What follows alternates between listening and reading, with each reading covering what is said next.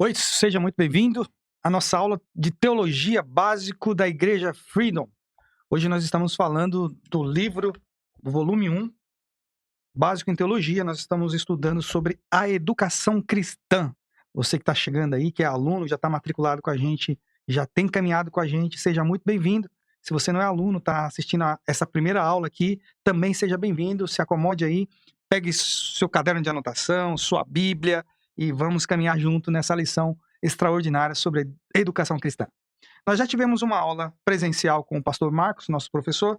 Ele nos deu uma aula e fez uma abordagem de como era feita a educação cristã nos primórdios bíblicos, né? Nos formatos da antiguidade, desde os hebreus, dos patriarcas bíblicos, como eles ensinavam e disseminavam o estudo bíblico sobre as regras, sobre a Torá, que hoje é conhecida, o Talmud, que é um dos livros que deixa algumas regras para as pessoas se balizarem nos ensinos da lei de Moisés, da lei mosaica. Então, antigamente não tinha esses escritos em papéis ou em livros, ou até em papiros, ou em pele de animais, ou até talhados em pedras, porque custava muito caro, além do mais o tempo, e não tinha-se o recurso apropriado. Então, eles usavam métodos orais para se transmitir a educação, os ensinamentos e as leis que eram disseminadas para as crianças desde pequenininha. Seja muito bem-vindo, então, a esse estudo sobre educação cristã. Hoje nós vamos caminhar mais um pouco. Nós vamos falar um pouco mais sobre essa disciplina, especificamente sobre a disciplina da educação cristã como fundamento bíblico e os desafios que nós temos no nosso tempo de hoje, nessa existência contemporânea aqui. Tá certo? Caminhe comigo, então, nesses slides que vão ser apresentados e a gente vai falando ao longo da aula, tá certo? Então, vamos lá, educação e disciplina cristã. Quais os fundamentos bíblicos? Nós vamos caminhar a partir de alguns conceitos importantes aqui, eu vou frisar com vocês. O primeiro é que nós devemos usar as dimensões, as 3 dimensões que nós vamos citar aqui para a educação cristã fazer jus ao nosso caráter cristão, a nossa mente e a nossa espiritualidade. Formação integral, no modo geral, na forma de ser dita, ou seja, na mente, como a gente pensa, como a gente acaba dedicando o nosso conhecimento na forma de interpretar as coisas da vida, como a gente interioriza isso no nosso conceito lógico, como que a gente vai transmitir esse conhecimento, como a gente vai entender esse conhecimento. E o caráter que faz quando as pessoas não estão nos vendo. Então, isso é muito importante entender isso. E a questão espiritual, a ligação direta com Deus, como a gente se relaciona de forma espiritual, espiritualizada, como nós professamos a nossa fé diante de Deus. Então, essa formação integral da educação é muito própria para o que a Bíblia nos ensina. Baseado sempre na palavra. A palavra fundamentada nos princípios imutáveis e eternos das Escrituras Sagradas. Tá certo? A Bíblia é a nossa bússola.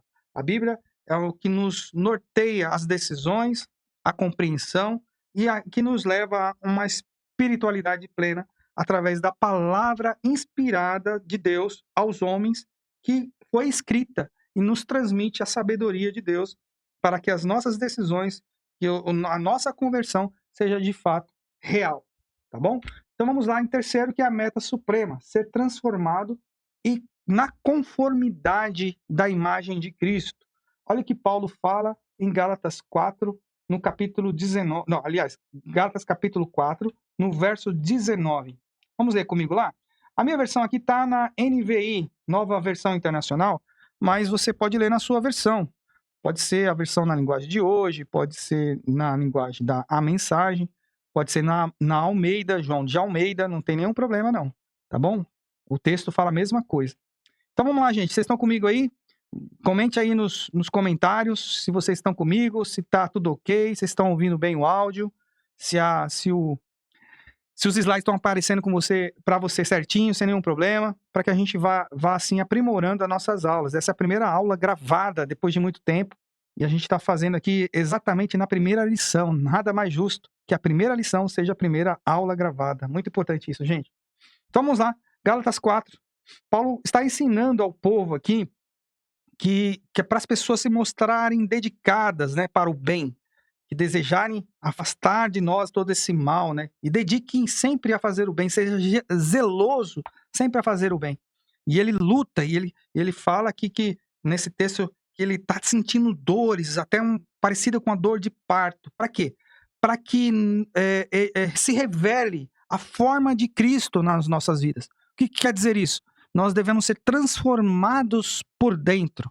Tudo que nós ouvirmos, tudo que nós lermos, tudo que nós aprendermos das Escrituras, tem que trazer em nós uma transformação e uma formação de um caráter de Cristo.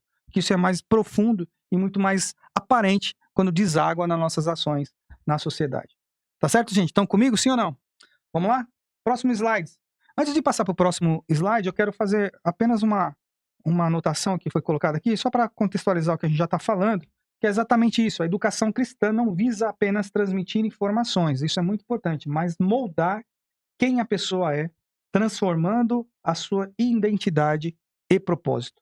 Tá certo? Então, vamos pensar dessa forma, mudar a nossa identidade. Então, nem tudo está perdido. É possível ainda que se tivermos um passado que não foi muito promissor, que não foi muito importante, ou que eventualmente foi traumático, o Senhor, através da palavra, através do ensinamento, da educação cristã, pode nos moldar novamente e nos transformar e ter a identidade de Cristo. Amém? Vamos seguindo. Fundamento bíblico para o ensino. Fundamento bíblico para tudo que a gente está falando aqui. Isso é muito importante. Nós vamos ler lá em Deuteronômio, capítulo 6, a partir do verso 6 em diante. O que a lei, o que era ensinado naquela época, de que forma era feito aqueles ensinos. E engraçado que nessa distribuição de entendimento, que era muito de forma oral, era passado de pai para filho, mas de forma precisa.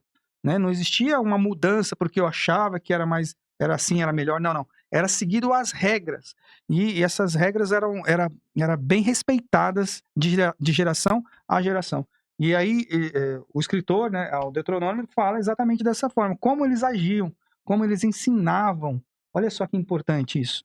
Olha como eles ensinavam. Eles ensinavam assim, ó. Que todas essas palavras que hoje lhe ordeno... Vamos ler a Bíblia lá então? Deuteronômio 6, do 6 em diante. Que todas essas palavras que hoje lhe ordeno sejam do seu coração.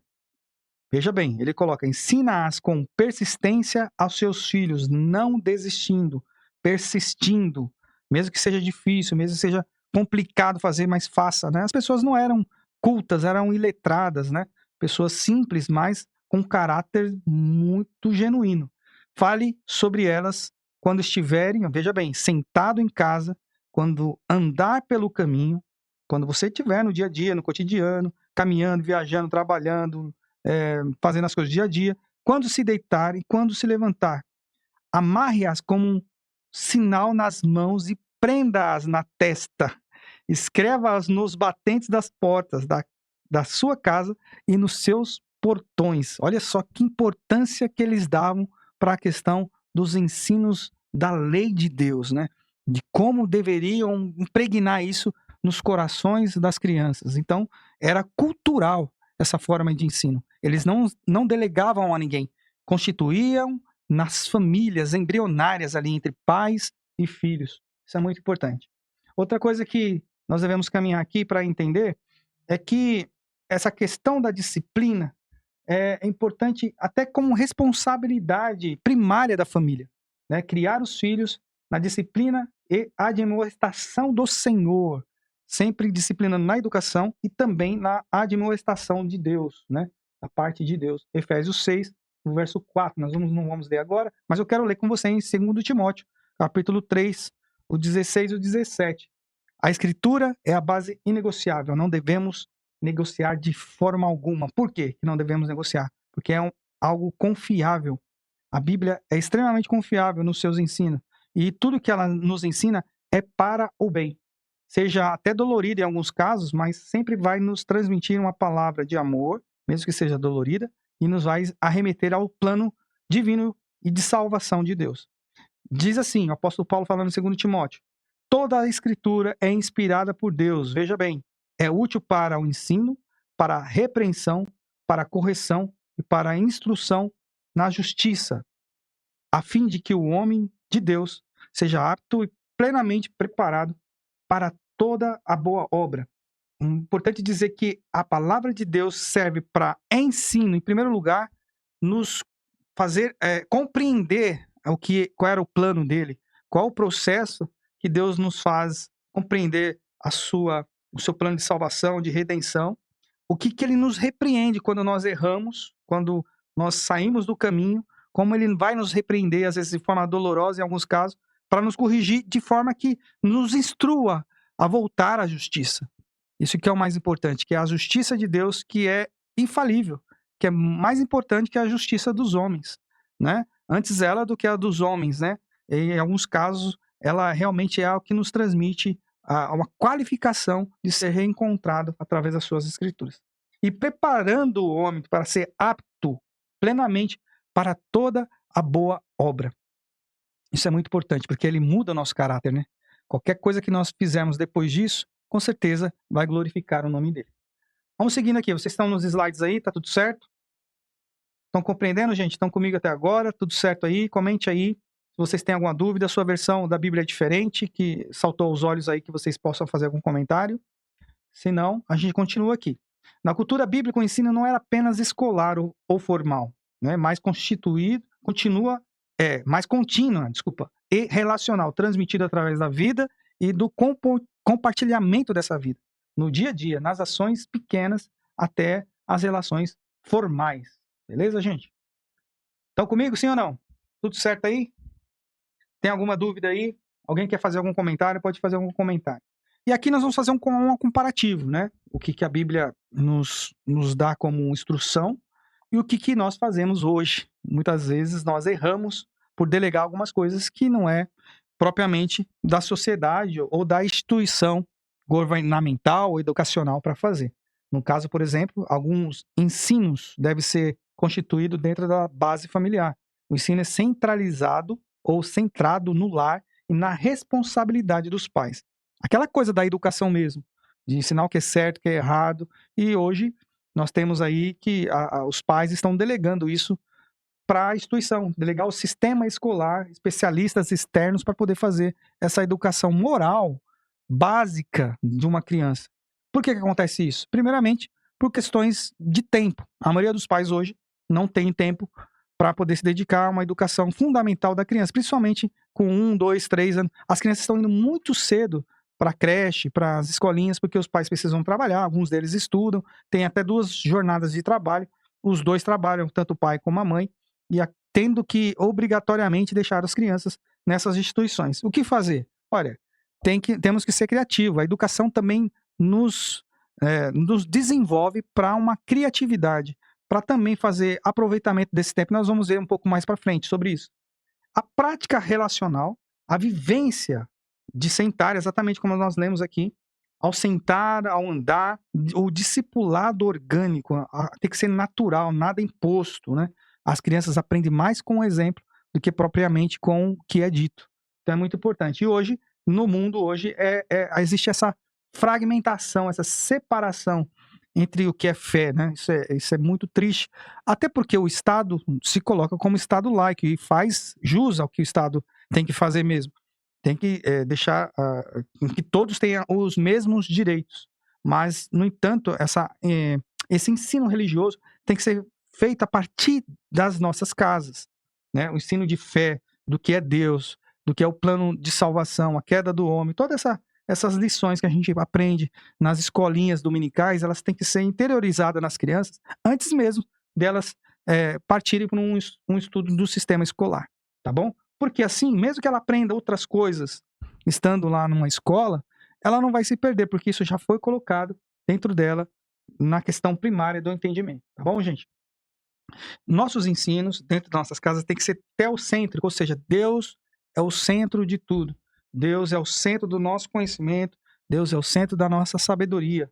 Não é nada, nenhuma ciência humana, nenhum guru, nenhum cientista, nenhum coach é capaz de ter uma sabedoria maior do que a de Deus. Não é possível. Tá? Nós devemos entender essa forma e repassar isso dessa forma. Tanto para a gente também, tá? Porque mesmo a gente adulto, às vezes a gente delega essa sabedoria para outros homens. Deus já deixou a sabedoria escrita através da Bíblia.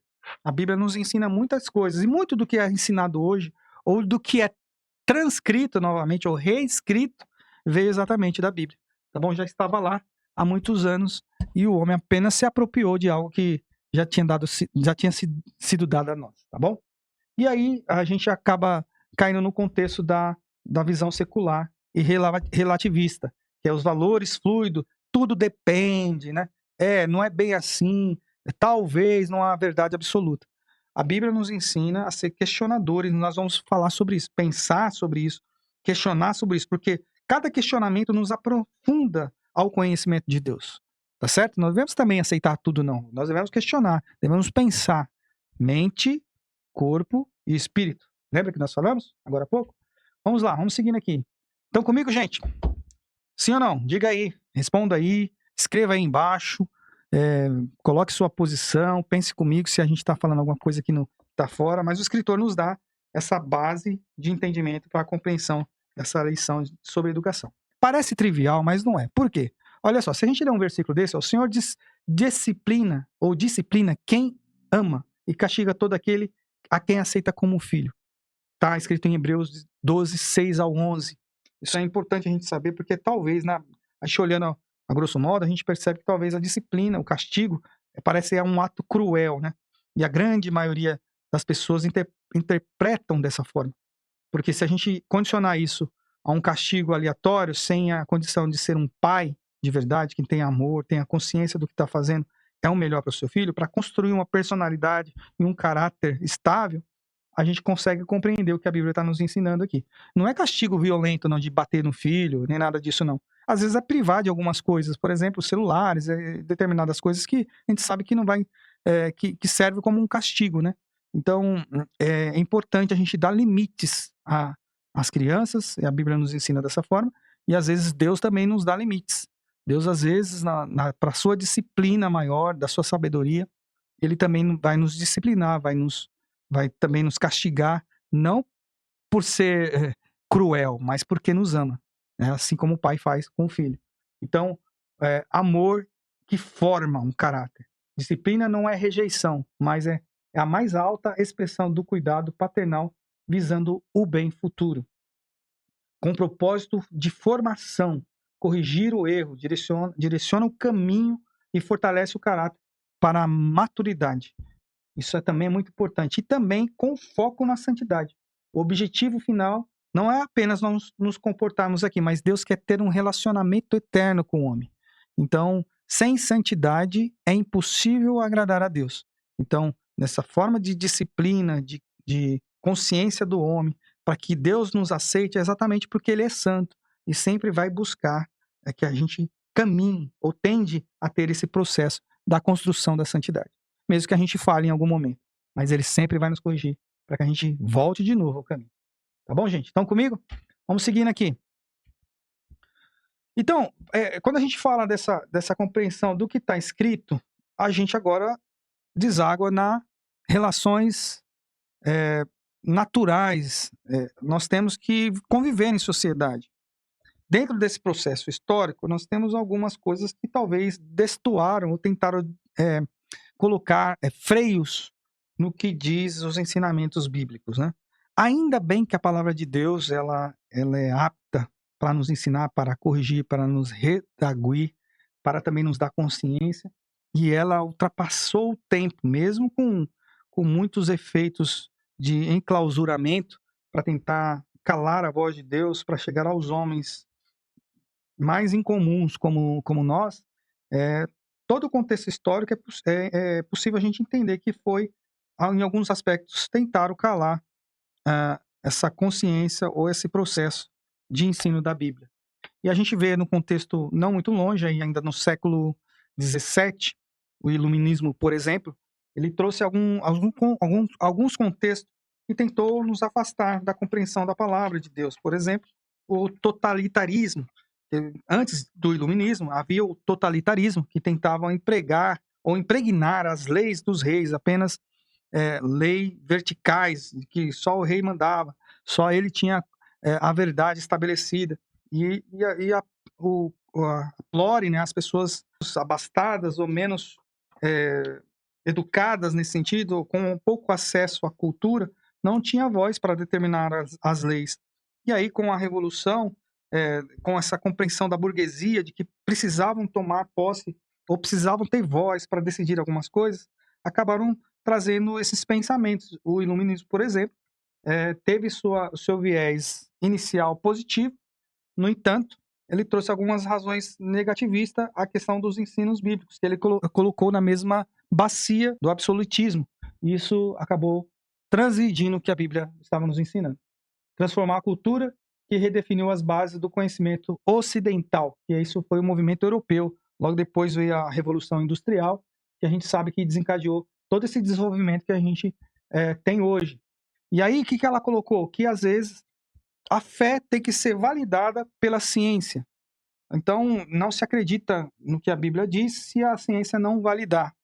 De tudo não está errado, porque a Bíblia em si precisa que seja validada. Em nenhum momento a fé ela pode ser cega. Nós cremos num Deus que provém de ações verdadeiras, que trazem um efeito prático na vida das pessoas. E a fé, por si só, ela não é só, como diz as Escrituras, a fé é o firme fundamento das coisas que não se vê, mas se espera, mas acima de tudo a fé é vivida. Quando se tem fé, os milagres de Deus acontecem na nossa vida. E como a ciência vai comprovar essas coisas? Não é possível, se você vive, transmitir isso de forma, a sua vivência para a ciência comprovar. Né? Então, em alguns momentos, você não vai conseguir comprovar. A ciência não vai comprovar uma cura inesperada através da fé de uma pessoa, de uma oração, de uma providência divina, de algo sobrenatural que aconteceu. No entanto, a Bíblia também se baseia na fé, inclusive, se baseia na ciência. Inclusive, a ciência comprova muitas coisas que estão escritas na Bíblia, tá certo? Mas o problema é que eles apartaram isso das Escrituras. A ênfase agora é na racionalidade humana, o método científico como forma primária, deixando a Bíblia como um fator secundário, quando, na verdade, nós temos que deixar a Bíblia sempre como fonte, como índice de guia, como uma bússola real do que é a nossa vida e a construção da nossa moralidade e da nossa fé. O impacto na fé, a redução da centralidade da fé na educação, promovendo uma visão mais secular e autônoma. Tá bom, gente? Então, o que a gente pode compreender com isso? Que as leis, às vezes, né, que foram constituídas antes da Revolução Industrial, ou imorais até para subjugar a maioria das pessoas para um domínio de poucos, isso é válido. No entanto, não é isso que a Bíblia nos ensina. Tá? Não é isso que a Bíblia nos ensinou. Os homens se apropriaram de alguns trechos bíblicos, de algumas regras, para se fazer no poder, para se perpetuar no poder. Mas a Bíblia nunca foi absolutista, a não ser para questões de que só há um Deus, um só Senhor. E, nesse sentido, a gente não vai negar, e é isso que nós não vamos abrir mão. Tá bom, gente? Vamos lá. Vamos seguir aqui. O desafio contemporâneo é buscar o equilíbrio, reintegrando a fé sem negar a razão, entendendo que ambas são dons de Deus. Afinal de contas, o próprio Deus que nos deu a ciência para compreender as coisas. Olha que coisa linda. Nós, como os homens, mesmo lá nos primórdios, lá em Gênesis, nos primeiros versículos da Bíblia, os primeiros capítulos, fala que o homem foi dotado de ciência, inclusive o próprio homem que deu nome a todos os animais da terra. Olha que sabedoria que nós já tínhamos, que o homem já tinha desde o início da criação do mundo. Então, entendemos que nós somos dotados de ciência. Então, não há um contra o outro. Pelo contrário, os dois podem caminhar juntos e um valida o outro, tá bom? Então, essa separação que talvez seja a principal deficiência da compreensão do iluminismo. Tá bom, gente? Vamos lá. Estão comigo? Então, aí, todo mundo compreendendo o que está dizendo a lição. Vamos seguir mais um pouquinho. E olha aqui um dos principais cientistas, um dos principais pensadores, Albert Einstein, fala sobre a educação. Ele fala exatamente assim, que a educação é um fator motivacional, é uma mola mestra. Sem educação, é impossível você obter o aprendizado dos fatos. Veja, o que ele coloca aqui é que sem uma pessoa ser educada, sem respeitar as regras, sem compreender os seus limites, ela não vai ter condição de, de treinar a sua mente para pensar. É algo muito mais grave, muito mais anterior às ações de métodos, né? Se não houver uma base educacional, se não há limites impostos, se não há condição de ver o mundo de uma forma limitada no sentido de respeito, o homem não consegue pensar adequadamente. Por quê? Porque com a educação você consegue ter um pensamento crítico. E a Bíblia nos ensina que caminhamos e prossigamos sempre em conhecer a Deus. Ah, é ruim a gente questionar o que a Bíblia fala? Não, não é ruim. Se você nela mesma encontrar as respostas. Se nela mesma você tentar entender o contexto, o texto que está falando, o ponto histórico, o que estava acontecendo na época, qual era a forma de comunicação, qual era o plano de Deus para o homem naquele período, e você vai começar a compreender. Esse pensamento crítico é muito importante. O que a gente está fazendo aqui é muito importante, porque nos baliza para ter curiosidade, que nos leva a uma criatividade, até para poder lidar com os problemas. Nós falamos agora há pouco que hoje nós temos um problema de tempo, né? Os pais hoje têm que trabalhar em jornadas duplas de trabalho, o pai e a mãe trabalham, e a criança às vezes é levada para ir para a escola muito cedo. E aí, o que tem que acontecer? Se você tem uma educação bíblica, se você tem a compreensão do que é Deus para você, pedir sabedoria a Deus para que lhe dê uma criatividade para lidar com essas limitações. Nada é impossível, só não tem jeito para a morte, mas tudo é possível. E aí, automaticamente, Deus vai dar a solução para os nossos problemas. Às vezes, não precisamos buscar profecias.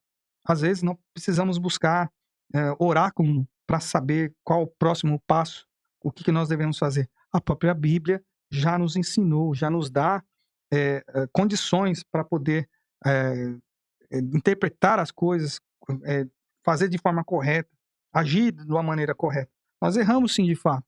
Nós seremos errantes quase sempre, mas é importante saber que a palavra de Deus nos redime e através da sua remissão também nos dá criatividade para solucionar os problemas. Tá bom, gente? Então vamos ser motivados, ter motivação. A motivação nada mais é do que você ter uma educação. E agora nós vamos falar um pouco sobre autoeducação e aloeducação.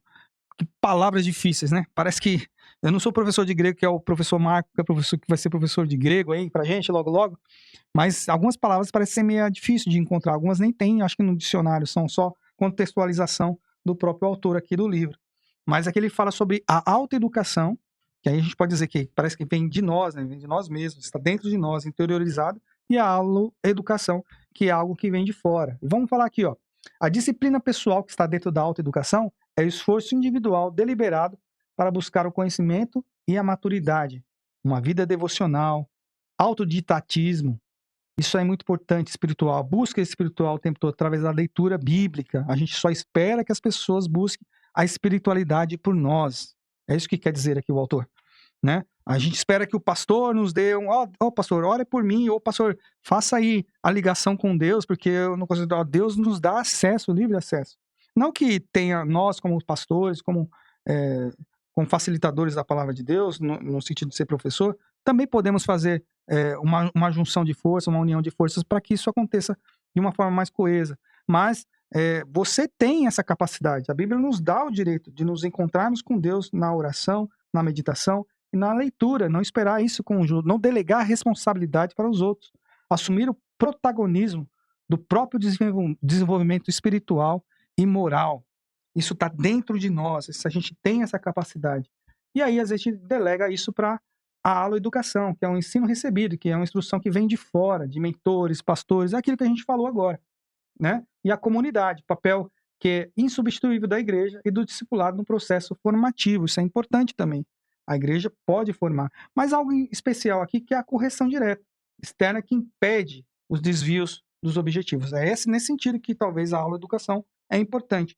A gente perceber que a pessoa não está indo muito certo pelo caminho e tentar orientá-la da maneira mais correta. Por que a gente fala desses dois contextos aqui, dessas duas palavras importantes, que é autoeducação e aloeducação?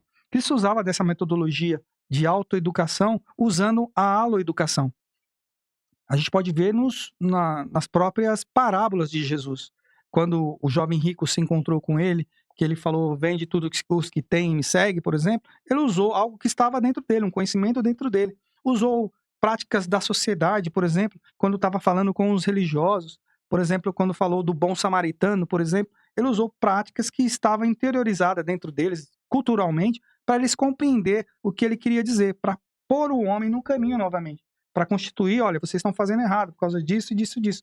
Ele despertou um conhecimento que já existia dentro deles, a forma da aula, a educação, para que eles conseguissem compreender de fato o que as escrituras queriam dizer, tá bom?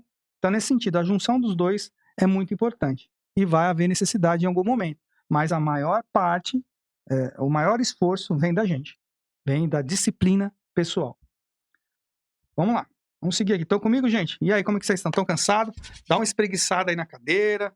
Talvez você esteja deitado aí, não fecha o olho não, joga uma água na cara aí. Se você está sentado aí, já dá uma espreguiçada, levanta aí, dá uma apertada no dedo aí para poder a gente voltar aqui para os estudos. Estamos chegando no final. Daqui a pouquinho a gente já está terminando. Então vamos lá. Biosfera, noosfera e logosfera. As 3 dimensões do conhecimento e da existência. Biosfera nada mais é aonde a gente está inserido aqui na ótica natural, né? Nós estamos na Terra, estamos respirando ar, estamos aqui, somos feitos de matéria orgânica, estamos colocando a mão sobre a mesa, você está sentado numa cadeira, está deitado, bebe uma água, se alimenta. Isso nós estamos nesse contexto da biosfera. A noosfera fala exatamente do pensamento, algo que a gente não consegue palpar, algo que a gente não consegue ver, mas você consegue imaginar. Está no pensamento humano, na razão, na cultura e da inteligência coletiva. Muitas vezes você não sabe como as pessoas pensam, a sociedade pensa, mas você já percebeu que cada comunidade, cada família, cada núcleo familiar, cada região do nosso país, às vezes até os bairros pensam de maneira diferente, que é exatamente a inteligência coletiva. Até a forma de agir é diferente das pessoas, até por conta do ambiente que você está, no contexto da biosfera onde você está inserido. As suas ações coletivas, a inteligência coletiva, funciona de uma maneira diferente. Não dá para ficar no Nordeste, por exemplo, eu o tempo todo usando roupa de frio, porque lá é calor. Então, você já age de forma diferente. Naturalmente, a inteligência coletiva age de outra forma. E a logosfera, algo que está na dimensão espiritual, está no Logos. João 1:1 fala da palavra revelada, que no princípio era o verbo, e o verbo estava com Deus, e o verbo era Deus, e se fez carne e habitou entre nós. O que quer dizer isso? Ele se revelou a nós, através de se materializar como homem, para essa compreensão divina, salvífica, de ensinamento, de disciplina, seja contemplado nas 3 óticas. Isso é muito importante. Cristo se habitou em nós para viver as mesmas necessidades biológicas da nosfera, dos pensamentos, das limitações intelectuais, para que ele compreendesse as nossas dores, para nos ligar novamente à logosfera de Deus, que é um entendimento espiritualizado, o sentido de tudo se deságua nesse pensamento divino, nessa transmissão de pensamento espiritualizado. Isso é muito importante. Mas o mais importante ainda é saber que nada foi feito para ser colocado de forma desequilibrada. Porque, afinal de contas, nós somos homens que estamos no mundo material. Nós ainda não estamos numa ótica infinita, né? Nós estamos na finitude natural do homem. O conhecimento do homem ainda está na noosfera. Nós ainda estamos fadados às limitações da biosfera. No entanto, nós já podemos pensar de forma infinita, de forma através da logosfera, que é através da vida do pensamento espiritual. Isso é muito lindo quando a gente percebe isso. E a Bíblia nos ensina muitas coisas, porque o Senhor quer nos ver de forma integral, integrado, né? Tanto que ele habitou entre nós, deixou a sua glória, né? Para se fazer homem, ainda se deu ainda ao dispor de ser considerado um miserável, para ser morto com morte de cruz. Então, ele integrou todos os ambientes para nos fazer valer. Mas ele nos dá o escritor nos dá algumas afirmações que é necessário que nós, de forma integral, de forma completa. O Senhor não nos quer apenas o espiritual. Ele não quer que nós vivamos num mundo espiritual o tempo todo. Ele não quer que a gente também viva só na forma material. Porque tem alguns casos que as pessoas só cuidam do corpo, só cuidam da forma física, só cuidam da forma de se vestir, de se apresentar. Mas aí a sua mente, a sua intelectualidade está limitada. Não alimentou o seu intelecto, a sua mente. Olha o que acontece. Em Lucas 2:54, vamos ler lá. Vou abrir com vocês a Bíblia aqui. Quem tiver aí a sua Bíblia. Lucas 2:52, aliás. Eu falei 54, mas é 52. Lucas capítulo 2, a partir do verso 50. Vamos ler aqui, ó. Acho que dá para ler a partir do verso 51, olha. Não, aqui, vamos ver aqui, ó. Então, 51. Então, foi com eles para Nazaré. Nós estamos falando de Jesus aqui, que foi com seus pais. Ele era obediente à sua mãe, porém guardava todas essas coisas no coração. E olha o que diz as Escrituras. Crescia Jesus em sabedoria. Veja bem, crescia Jesus em sabedoria, desenvolvimento de mente, conhecimento, razão, capacidade crítica, coerência, preparo cognitivo para a compreensão do mundo e também de Deus. Isso é muito importante. Não caminhar com pernas mancas, não caminhar com desequilíbrio. O ser humano tem que ser equilibrado. Por isso que eu fico muito preocupado quando a pessoa fala assim, eu sou só espiritual, eu só olho o mundo espiritual. E outro só fala assim, eu só cuido do meu corpo. Aí você vê crente que só cuida do corpo, vai para academia, se alimenta bem, faz tudo bonitinho, mas esquece de se alimentar intelectualmente. Como que é? Conhecendo as escrituras, fazendo um curso, aprendendo, estudando, se informando. Então, tem que caminhar juntos essas coisas, né? A parte física e também intelectual. Consequentemente, nós temos a questão espiritual, que é a graça dada por Deus para alcançar essa comunicação direta com Deus.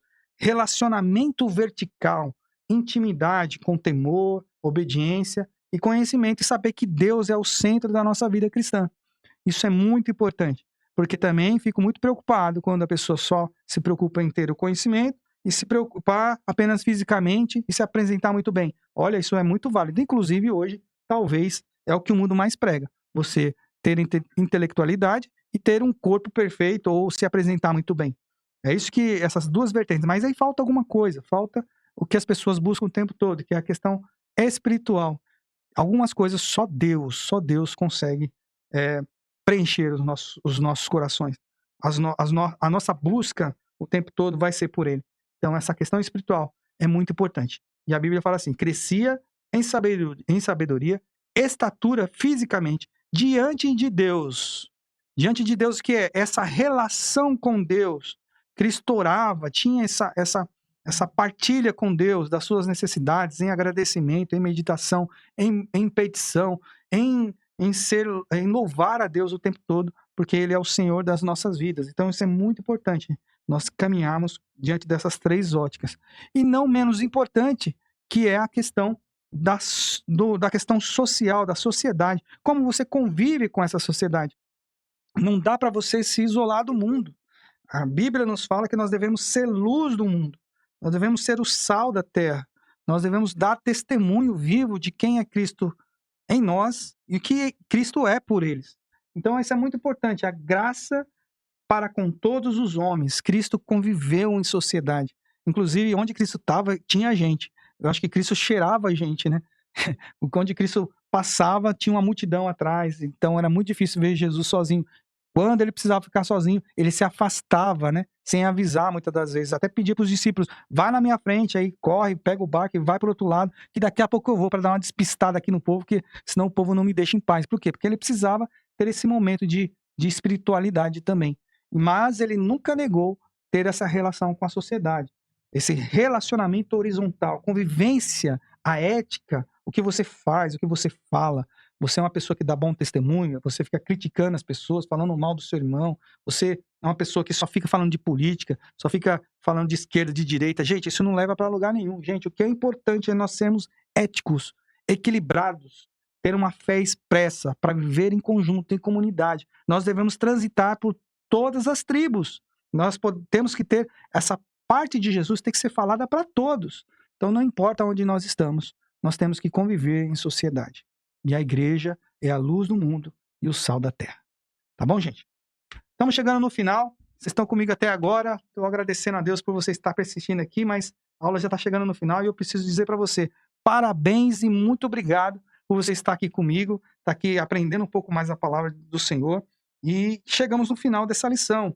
Eu acredito que a gente conseguiu resumir bastante esse texto. Convido a você a fazer uma leitura integral. Veja bem que nós falamos aqui sobre a mente. Então você vai lá, não é muitas páginas, são 30 a 35 páginas aí para você ler numa tiragem só. Você, como aluno, tem a obrigação de ler, até para que você não usar o seu tempo em vão, para você, de fato, colher um fruto do que essa lição nos ensina.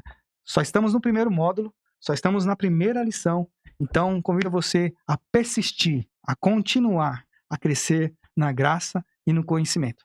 Um abraço, gente. Até a próxima aula. Tchau.